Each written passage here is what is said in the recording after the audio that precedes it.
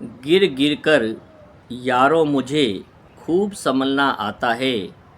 जलकर बुझना आता है, बुझकर जलना आता है। अपनी ही किस्मत लिखता हूँ खुद अपने ही हाथों से। मुझको सारी महफिल का अंदाज बदलना आता है, अंदाज बदलना आता है। सभी साथियों को नमो बुद्धाय और जय भीम मित्रों। आज हम चर्चा करेंगे कि मातृभाषा और विदेशी भाषा के महत्व पर। वर्तमान समय में कुछ लोगों के द्वारा ये कहा जा रहा है कि हमें सिर्फ मातृभाषा में ही शिक्षा प्राप्त करनी चाहिए और विदेशी शिक्षाओं का बहिष्कार करना चाहिए, विदेशी भाषा का बहिष्कार करना चाहिए, जैसे खास करके उर्दू भाषा का। अभी हाल ही में एक घटना कहीं हुई जिसमें आमंत्रण पत्र पर उर्दू में उसे छापा गया और उसी को एक अपराध मान लिया गया। कुछ लोगों का ऐसा मानना है कि विदेशी भाषा या उर्दू भाषा को सीखने से हमारी संस्कृति समाप्त हो जाती है और ये हमारी संस्कृति का अपमान है, लेकिन ऐसा कदापि नहीं है। आज हमारा जो विषय है यही विषय है कि हमें मातृभाषा पर ही स्थिर रहना चाहिए, यहाँ तक ही सीमित रखना चाहिए अपने बच्चों को, या विदेशी भाषा भी सीखनी चाहिए। ऐसे तो यदि इतिहास देखा जाए तो उर्दू भाषा कोई विदेशी भाषा नहीं है, क्योंकि उसकी उत्पत्ति उत्तर प्रदेश में अलीगढ़ के आसपास के इलाके में हुई है। लेकिन हम तो अन्य भाषाओं पर भी आज चर्चा करें तो ये माने कि भाषा एक विचार अभिव्यक्ति का तरीका है और भारत तो एक अनेक भाषाओं का एक समूह है। जो भारत के जितने भी राज्यों का 1956 में जो गठन हुआ तो भाषा के आधार पर ही हुआ,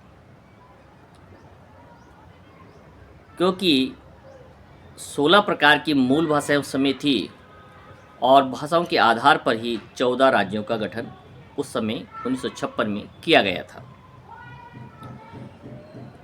और अनेक प्रकार के धर्म इस देश में माने जाते हैं और सबको धार्मिक आज़ादी प्रदान की गई संविधान के द्वारा। कोई भी व्यक्ति अपने धर्म का प्रचार प्रसार और उसकी लिपि को संजो कर रख सकता है, उसका विकास कर सकता है, विस्तार कर सकता है।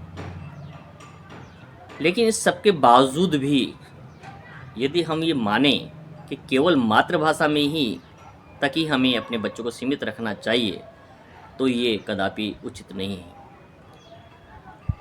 और इस प्रकार की बातें वो लोग करते हैं जो अपने बच्चों को विदेशों में पढ़ने के लिए भेजते हैं, क्योंकि उनके बच्चे तो विदेश में जाकर विदेशी शिक्षा को ग्रहण करते हैं, विदेशी भाषा में अध्ययन करते हैं। एक बच्चा यदि रसिया जाता है और वहाँ से MBBS करके आता है तो उसे 1 वर्ष के लिए MBBS से करने से पहले रशियन भाषा सिखाई जाती है। यदि चाइना जाता है तो 1 वर्ष तक प्रथम ईयर में उसे चाइनीज़ भाषा को ही सिखाया जाता है, उसके बाद उसकी MBBS की डिग्री पूरी आगे बढ़ती है, पढ़ाया जाता है। तो उनके बच्चे तो विदेशों में जाएंगे, विदेशी शिक्षा ग्रहण करेंगे और ऊंचाइयों को छुएंगे, लेकिन देश के बच्चे, गरीब तबके के बच्चे को सलाह दी जाएगी कि उन्हें केवल मातृभाषा तक सीमित रहना चाहिए, तो ये कदापि उचित नहीं प्रतीत होता है। ये हमारे व्यक्तिगत विचार हैं, न हम इसे किसी को थोपने का प्रयास करते हैं और न किसी को कुछ सलाह देते हैं कि आप क्या करें, क्योंकि सबका स्वविवेक है कि कौन सा बालक किस विषय को पढ़ना चाहता है, किस भाषा में पढ़ना चाहता है, कौन सी भाषा उसके लिए ईजी है, उसी को ही वो अपनाता है। किसी के कहने से कोई विशेष फ़र्क नहीं होता है। यदि बालक की रुचि मेडिकल में है तो निश्चित रूप से मेडिकल में जाएगा, और इंजीनियरिंग में है तो इंजीनियरिंग में जाएगा। बाबा साहब ने 1942 में एक नारा दिया था कि शिक्षा वो सैनिक का दूध है, जो पिएगा वो दहाड़ेगा। तो बाबा साहब का इस नारे के साथ जो मंतव्य था वो केवल और केवल विदेशी शिक्षा पर था, कि जो बालक अंग्रेजी शिक्षा को ठीक से समझ सकता है और पढ़ सकता है, उसका लोहा पूरे देश में माना जाता है, या लोग उनका सम्मान उतना ही करते हैं। हम ये पढ़ते हैं कि बाबा साहब से अंग्रेज क्यों भयभीत रहते थे। उनमें ऐसी क्या खूबी थी कि वो संसद में जब भी किसी भी प्रस्ताव पे बोलना शुरू करते थे तो पूरे संसद के अंदर खामोशी छा जाती थी। कोई उनसे क्रॉस क्वेश्चन नहीं कर पाता था। उसका एक ही कारण था कि बाबा साहब को 16 भाषाओं का अध्ययन था। 16 भाषा में लिखना और पढ़ना जानते थे और पारंगत थे। जब ब्रिटिश गवर्नमेंट के सामने खड़े होकर कोई बात को कहते तो वो उनकी बात को नहीं काट पाते थे, और बाबा साहब ने अपने शिक्षा के बल पर अंग्रेजों से कई प्रकार के कानूनों को बनवाने में सफलता प्राप्त की। और जब संसद में जब बोलना शुरू करते थे तो 60% से 70% सांसद तो उनकी बातों को समझ ही नहीं पाते थे कि वो क्या बोल रहे हैं, क्योंकि वो हिंदी में कभी नहीं बोलते थे। उनका जितना भी साहित्य है वो अंग्रेजी में था। उसको बाद में जाकर ट्रांसलेट किया गया, क्योंकि महाराष्ट्र के रहने वाले थे, वो मराठी जानते थे या वो अंग्रेजी जानते थे। और संसद में उस समय सांसदों का जो शैक्षिक स्तर था वो बहुत कम था, नगण्य था। कुछ ही सांसद थे जो हायर एजुकेटेड थे और अंग्रेजी भाषा को जानते थे। ये एक मूल कारण था कि उनसे कोई प्रश्न नहीं कर पाता था, कोई चर्चा नहीं कर पाता था, क्योंकि हर चर्चा का जवाब अंग्रेजी में ही थ्रू आउट दिया करते थे। इसलिए कई प्रस्ताव उनके आसानी से पास हो जाते थे और कानून का रूप ले लेते थे। तो कहने का तात्पर्य यह है, बाबा साहब ने कहा कि यदि आप जितनी विदेशी भाषाओं को सीख पाएंगे उतना ही आपके बाहर निकलने का जो दायरा है, सोच का दायरा है, वो बढ़ता चला जाएगा। ये भी ज़रूरी है कि मातृभाषा आनी चाहिए, क्योंकि वो हमारा एक इतिहास है, हमारा कल्चर सिखाता है, हमारी संस्कृति को सिखाता है, वो अनिवार्य है। लेकिन केवल मातृभाषा तक यदि हम बालक को सीमित रखेंगे, यूँ माने कि एक राष्ट्रीय भाषा हिंदी तक यदि हम उसको सीमित रखेंगे, तो हमारे बच्चों के लिए वर्तमान समय की जो ऊंचाइयों में पहुंचने के जो रास्ते हैं वो बंद हो जाते हैं। क्योंकि आज की जो पढ़ाई एजुकेशन है वो कंप्यूटर बेस है, एआई बेस है, इंटरनेट पर आधारित हैं, जहां पर बिना अंग्रेजी के बच्चे सफ़र नहीं कर सकते हैं, क्योंकि वो अपने आप को कुंठित महसूस करेंगे यदि उन्हें अंग्रेजी नहीं आती है। तो एक अंग्रेजी माध्यम से पढ़ा हुआ ग्रेजुएट बालक एक हिंदी माध्यम से पढ़े हुए बालक से जब तुलना यदि करता है तो बहुत ही अपने आप को कमज़ोर महसूस करता है। और यदि हम चर्चा करें विदेश में जाकर के रोज़गार करने की, व्यापार करने की, तो वहाँ बड़ी समस्या का सामना उसे करना पड़ता है। इसलिए हमें अपने बच्चों को ज़्यादा से ज़्यादा विदेशी भाषाओं की जानकारी देनी चाहिए, एजुकेशन दिलानी चाहिए, और अंग्रेज़ी माध्यम में शिक्षा दिलाना अनिवार्य है, क्योंकि ये वर्तमान समय में समय की मांग है।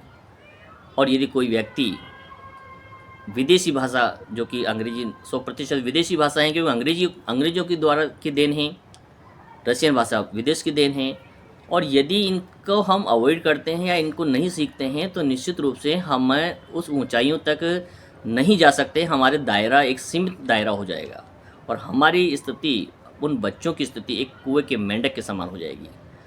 क्योंकि आप ये मानिए कि एक हिंदी जो हमारी राष्ट्रीय भाषा है उसे बोलने वाला कर्नाटका में नहीं जा सकता है, मद्रास में नहीं जा सकता है, तमिलनाडु में नहीं जा सकता है, केरला में वो नहीं जा सकता है। मान लीजिए उसका रोज़गार वहाँ लग जाता है, उसका व्यापार वहाँ शुरू होने की संभावना होती हैं, तो एक अंग्रेजी माध्यम जो विदेशी भाषा है वही एक ऐसा माध्यम है जिसके द्वारा वो आसानी से अपने व्यापार को कर सकता है, अपने सर्विस को कर सकता है, अपने विचारों की अभिव्यक्ति वो आसानी से उन लोगों के साथ डिस्कशन कर सकता है। इसलिए कभी भी इस भुलावे में अपने बच्चों को न रखें कि केवल मातृभाषा से ही आपका विकास होगा और विदेशी भाषा को अवॉइड करें या उससे दूर रहें। यदि ऐसी सोच हमने बच्चों में बना दी तो निश्चित रूप से आने वाले समय में उन बच्चों के लिए बहुत ही बड़ी भारी दिक्कतों का सामना होना सामान्य सी बात है। इसलिए कोई क्या कहता है क्या नहीं कहता है, लेकिन हमें अपने बच्चों के भविष्य को ध्यान में रखते हुए जो बाबा साहब ने कहा है उस बात पर अमल करने की आवश्यकता है कि ज़्यादा से ज़्यादा भाषाओं की जानकारी बच्चों को दी जाए, अंग्रेजी माध्यम में शिक्षण उनका करवाया जाए, जिससे वो आधुनिक एजुकेशन को सीख सकें और जो समाज के अंदर जो होड़ लगी हैं उस होड़ में वो एक अपना स्थान मुकम्मल कर सके और उसे अवसर मिले विदेश में रोज़गार करने का या सर्विस करने का या यात्रा करने का, तो उसे किसी प्रकार की कोई समस्या न हो।